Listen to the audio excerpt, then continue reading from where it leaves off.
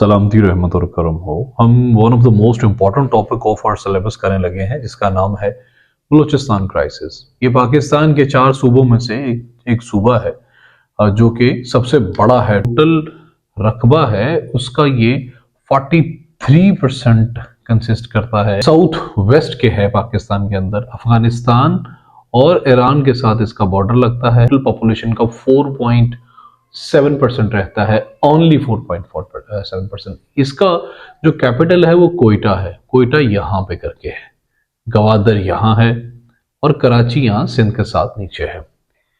इसके अंदर काफी ज्यादा नेचुरल रिसोर्सेस हैं जिनमें ऑयल, गैस, कॉपर, गोल्ड। पूरे मुल्क के अंदर सबसे ज्यादा गरीब, और पानी यहाँ पे साफ नहीं है। पहली बात है नहीं, अगर है तो वो साफ नहीं है। बहुत ज्यादा पॉवर्टी है यहाँ पे, बहुत ज्यादा इश्यूज हैं यहाँ पे, क्राइसिस हैं यहाँ पे। सबसे इम्पोर्टेंट बात यह है कि 5 अब तक यहाँ पे इंसर्जेंसीज हो चुकी हैं। वजह यह है कि मतलब ये लोग ही अलग हैं, मतलब इनका तरीका रहन सहन और सब कुछ अलग है। इसकी इम्पोर्टेंस ये है कि इसके अंदर से गैस डिस्कवर हुई थी 1952 के 52 के अंदर। जो कोस्टल लाइन है जो यहाँ पे नीचे जो है ना इंडियन ओशन के साथ मिलती है, या अरेबियन सी, ये सारा इंडियन ओशन है, वो 750 किलोमीटर है। और यहाँ पे गवादर है, deep sea port of the world है, one of the most deep sea port of the world है। और इसके अंदर रिकोडिक है। रिकोडिक के अंदर से कॉपर और गोल्ड वगैरह निकलता है, और इसके अंदर कोयले की बहुत बड़ी बड़ी खाने हैं। सो this is very very important जो है ना वो area of Pakistan. Most importantly Pakistan का वन ऑफ द मोस्ट रीनोन जो है ना वो प्रोजेक्ट सी पैक भी इसके अंदर से गुजर रहा है। उसके 2 रूट्स इसके अंदर से गुजर रहे हैं। सो this is very important part of Pakistan. तो लेकिन बदकिस्मती से ये क्राइसिस में चल रहा है। और क्राइसिस में क्यों चल रहा है? क्योंकि ये आजादी से पहले ही, जब ये बरतानवी राज के अंदर था, तो इसके अंदर 4 प्रिंसली स्टेट्स मतलब थी, खारान, मकरान, कलात और लसबेला। तो क्या हुआ कि खान ऑफ कालात जो थे, जो सबसे बड़ी स्टेट थी, उन्होंने रिफ्यूज कर दिया। क्योंकि जब पार्टीशन हो रही थी, स्टेट्स के पास चॉइस थी। There were three options for a state, या तो इंडिया के पास चले जाएंगे, या पाकिस्तान के साथ चले जाएंगे, या वो आजाद रहे, न्यूट्रल रहे। तो they want to be neutral. लेकिन उसके बाद जो कि मतलब पावर पॉलिटिक्स शुरू हो गई थी, कोई भी आजाद नहीं रहा। So they wanted to be Khan of Kalat, वो रहना चाहते थे, आजाद रहना चाहते थे, लेकिन वो नहीं रहे। वो ये कि मार्च 1946 के अंदर आर्मी ने कैप्चर कर लिया कालात को और उन्हें अरेस्ट कर लिया। ये इतना आसान नहीं था, इसमें झड़पें हुई, रेजिस्टेंस आई उनकी तरफ से।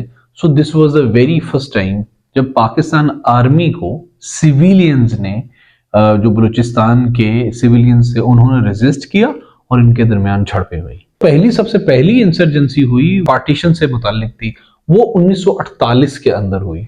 हुआ ये कि खान ऑफ कालात जो थे ना, अहमद यार खान साहब ने, उन्होंने जब आजाद वो रहना चाह रहे थे, वो नहीं चाह रहे थे कि वो किसी भी स्टेट का हिस्सा बने, ना इंडिया ना पाकिस्तान, क्योंकि यहाँ पे सिर्फ उनके पास ऑप्शन ये थी कि वो पाकिस्तान के हिस्सा बने। इंडिया तो इस यहाँ से पीछे पीछे रह जाता था।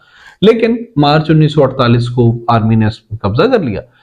तो जब उस पे तो कब्जा हो गया और उसको वो पकड़ा भी गया, लेकिन उसका भाई था आगा अब्दुल करीम बलोच और मोहम्मद रहीम, ये दोनों उसके भाई थे। उन्होंने हथियार उठा लिए और आर्मी पर 1950 तक हमले किए, जो कि कॉन्सिक्वेंटली वो मारे गए या शहीद हो गए। दूसरी इंसर्जेंसी हुई थी इस बलूचिस्तान के अंदर 1958 से लेकर 1959 तक, जब नवाब नौरोज खान ने 1 यूनिट पॉलिसी के खिलाफ हथियार उठा लिए और गोरिल्ला वॉर शुरू कर दी। वो भी पकड़े गए और बाद में ये भी बगावत जो थी वो कुचल दी गई। तीसरी जो बगावत थी वो 1963 से लेकर 1969 तक थी, और ये इसलिए थी क्योंकि वफाकी हुकूमत जो थी ना, उसने क्योस से मजीद क्योस, क्योंकि यहाँ ये पूरा एरिया ही क्योस वाला था, यहाँ पे इश्यूज चल रहे थे पूरे एरिया के अंदर। तो क्योस से बचने के लिए वहां पे आर्मी भेजी ताकि मिलिट्री बेसिस बनाई जाए। शेर मोहम्मद जो बंजरानी मरी साहब थे और इनके साथी जो थे, उन्होंने हथियार उठा लिए। उन्होंने कहा भाई यहाँ पे कोई भी मिलिट्री बेस नहीं बनाई जाएगी, ये हमारा बलोचों का एरिया है, बलोचिस्तान है, यह बलोचिस्तान बनेगा और ये अलग मुल्क या अलग स्टेट है। तो मेंगल कबीला और भुगटी ट्राइब, इन दोनों ट्राइब्स ने आपस में मिलकर एक आर्मी का मुकाबला किया। मेंगल कबीले ने साउथ में और भुगती कबीले ने इस तरफ नॉर्थ में मजबूत कदम और बेसिस बनाई और गवर्नमेंट से मुतालबा किया कि जो भी यहां से वो निकाल रहे हैं, रिसोर्सेज निकाल रहे हैं, उनका जो रेवेन्यू है ना वो शेयर करें।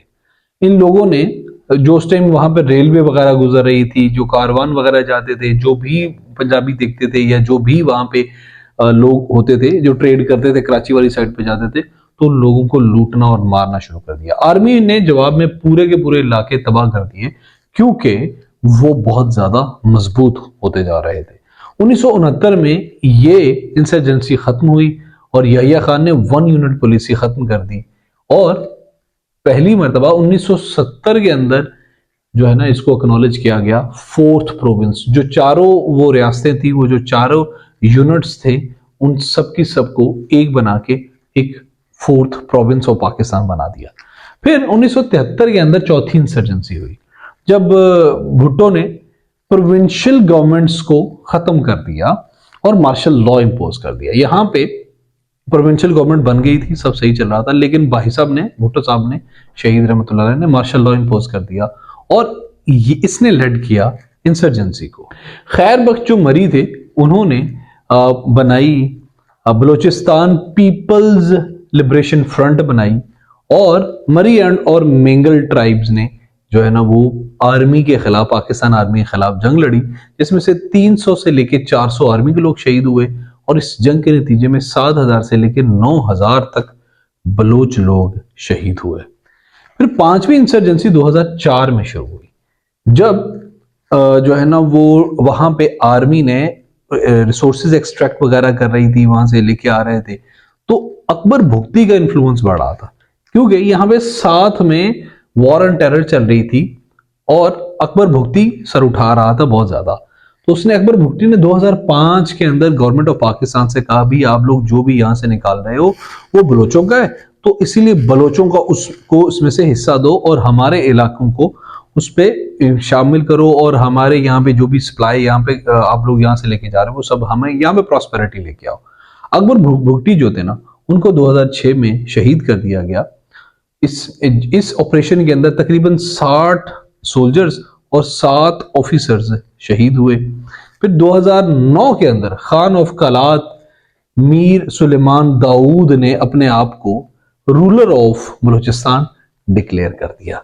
तो इसी तरह से बलूचिस्तान के अंदर ये इंसर्जेंसी ऑन एंड ऑफ चलती रही। फिर 2023 के आखिर में, आखिरी महीनों में, बालाच एक बच्चा था, उस बच्चे को पाकिस्तान आर्मी ने पकड़ा और उसको पाकिस्तान इदारों ने पकड़ा और पकड़ने के बाद में उसको शहीद कर दिया। कुछ दिनों बाद पता चला कि वो बच्चा शहीद हो गया।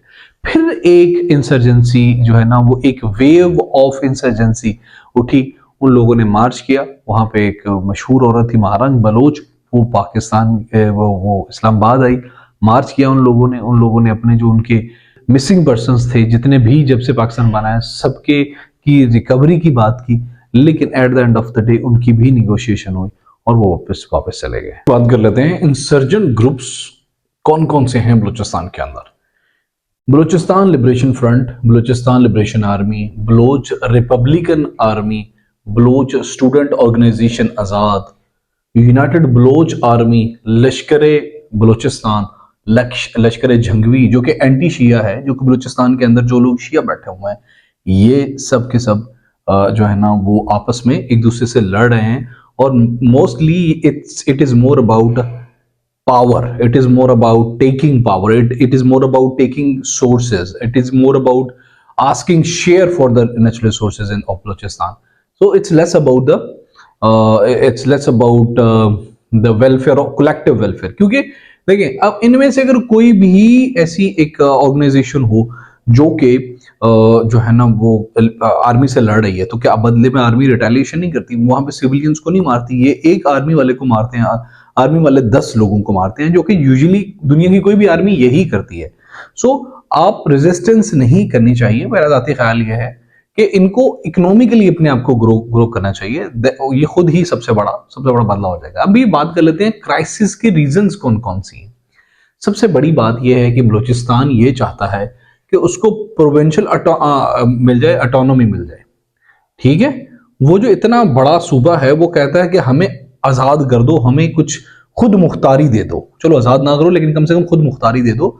हमें हमारे जो यहाँ से आप लोग नेचुरल रिसोर्सेज एक्सट्रैक्ट कर रहे हो, जो यहाँ से निकाल रहे हो, यहाँ से निकाल रहे हो, उनमें से कुछ शेयर हमें भी दो। जो सुई यहाँ से निकाल रहे हो, वो कह रहा है कि वो तुम लाहौर में तो ले जाते हो, लेकिन उसमें कुछ शेयर हमें भी दो। तो नेचुरल प्रोविंशियल ऑटोनॉमी वो मांगते हैं, खुद मुख्तारी मांगते हैं कि थोड़ा सा सुई से जो निकलने वाली गैस है कुछ हमें भी दे दो। So this is a valid point and government should acknowledge and government should go for the power sharing and the sources sharing things as well. फिर ये कहते हैं कि हमारे जो रिसोर्सेज है ना, रिकोडिक और जो हमारी कॉपर यहाँ से निकालते हैं गवर्नमेंट ऑफ पाकिस्तान, जो यहाँ से गैस निकालती है, जो यहाँ से पेट्रोल निकालती है, वो उसमें वो हमारे रिसोर्सेज की एक्सप्लोटेशन होनी हो रही है। और जो हमारा जो सामान यहाँ से निकल रहा है वो सूबे के अंदर रहे, वो वहां पे केपी को ना जाए, पंजाब को ना जाए, सिंध को ना जाए। So resource exploitation is the second reason of the crisis, क्योंकि उनको लगता है कि उनके पास ज्यादा रिसोर्सेज हैं, इसी वजह से उनके रिसोर्सेज दूसरे लोग इस्तेमाल करके अमीर हो रहे हैं, जबकि वो गरीब से गरीब होते जा रहे हैं। एक्सटर्नल इन्फ्लुएंस देखें, यहां पे बैठा हुआ अफगानिस्तान, और अफगानिस्तान कौन है? जो कि दुनिया का one of the most war tone country है। ठीक है, और यहाँ पे सबसे ज्यादा आजकल वो जो जंग का कल्चर, हथियार कलाशनकोव कल्चर पिछले कोई 20 सालों से 25 सालों से चल रहा है। यहाँ पे बैठा हुआ ईरान, और ईरान वो मुल्क है जो कि पाकिस्तान के, पहले मैंने बताया कि 80% आबादी जो सुन्नी है, बरेलवी है, इनके खिलाफ है। तो ईरान की इन्वॉल्वमेंट का एक सबूत जो है ना, वो कुलभूषण यादव भी था। कुलभूषण यादव 2017 में पकड़ा गया था, और वो उसके पास ईरान का पासपोर्ट था। इसके अलावा ईरान ने 2024 के अंदर वहां से मिसाइल भी मारे हैं पाकिस्तान के अंदर। सो ईरान जो है ना अपनी शिया कम्युनिटी को सपोर्ट करता है, जो यहाँ पे उसकी बॉर्डर के साथ बैठी हुई है। तो ना सिर्फ ईरान इसमें कर रहा है, बल्कि इंडिया बहुत ज्यादा फैसिलिटेट कर रहा है अफगानिस्तान को, बलूचिस्तान को, क्योंकि बलूचिस्तान के अंदर इस तरह के इसके बहुत ज्यादा नेटवर्क्स पकड़े गए हैं। और इंडिया ये कह रहा है, क्योंकि इंडिया पाकिस्तान को हर लिहाज से कमजोर करना चाहता है, सो इंडिया ये कह रहा है कि भाई बलूचिस्तान को पाकिस्तान से अलग हो जाना चाहिए। और लॉजिक ये है क्योंकि इंडिया कह रहा है। ईरान, अफगानिस्तान, जितने एरियाज यहाँ से मिलते हैं, दो ममालिक ये और तीसरा ये सब के सब यहाँ पे इन्फ्लुएंस कर रहे हैं, ताकि पाकिस्तान जो है ना बलोचों को पीछे से हवा दी जाए और उनको सपोर्ट की जाए, फाइनेंशियल, क्लाशनकोव जो भी उन्हें चाहिए वो दिया जाए, ताकि वो गवर्नमेंट ऑफ पाकिस्तान को ज्यादा से ज्यादा कमजोर कर सके। और ईरान ये चाहता है कि बलूचिस्तान उसका हिस्सा बन जाए, और अफगानिस्तान ये चाहता है इसका हिस्सा बन जाए, और इंडिया ये चाहता है कि बलूचिस्तान पाकिस्तान से टूट जाए, पाकिस्तान बिल्कुल कमजोर हो जाए, और ताकि पाकिस्तान वापस इंडिया में मर्ज हो जाए। So it's a game of thrones. Ethnic culture, Balochistan के अंदर जितने भी एथनिक है, मंगल ट्राइब है, मरी ट्राइब है, बुगटी ट्राइब है, सबको ये लगता है कि उनका ये जो एरिया है ना, ये उन्हीं का है, और इसीलिए सिर्फ हुक्मरानी भी उनको उनकी इथनिसिटी को करनी चाहिए, ना कि किसी पंजाबी को, ना किसी को पठान को, ना कि किसी सिंधी को। सो उनका जो एथनिक कल्चर है वो बहुत पुराना है, वो बहुत अच्छी सिविलाइजेशन है, बहुत शानदार और बहुत मजबूत और बहादुर सिविलाइजेशन है। So they think that they only are supposed to rule over themselves, not anyone else. So एक जो पांचवा रीजन है वो है एक्स्ट्रा जुडिशियल किलिंग्स। पाकिस्तान के अंदर आप जितने भी इश्यूज डिस्कस करेंगे, हर एक इस इशू का, करप्शन कुछ भी लगा लो, कहीं ना कहीं ताल्लुक पाकिस्तान के इंसाफ के निजाम के साथ होगा। अगर इंसाफ जिस दिन सही हो गया, पाकिस्तान ठीक हो जाएगा। एक्स्ट्रा जुडिशियल किलिंग्स, ये लोग वहां से उनके बंदे पकड़ते हैं और उनको मार देते हैं without judicial proceedings, without judicial trials. So this is one of the biggest problem of this crisis, because कोई इसलिए बच्चा पैदा नहीं करता कि क्योंकि कोई दूसरों से पकड़ के मार देगा, जो है ना, पुत्र हट्टाते नहीं बिकते। सो एक्स्ट्रा जुडिशियल किलिंग्स नहीं होनी चाहिए। जो मुजरिम है उसको थ्रू द जुडिशियल प्रोसेस सजा होनी चाहिए। अगर आपका जुडिशियल प्रोसेस सही नहीं है तो उसको ठीक करो, बजाय कि आप अपने जुडिशियल प्रोसेस के मसलों को दूसरों के अंदर ढूंढते फिरो।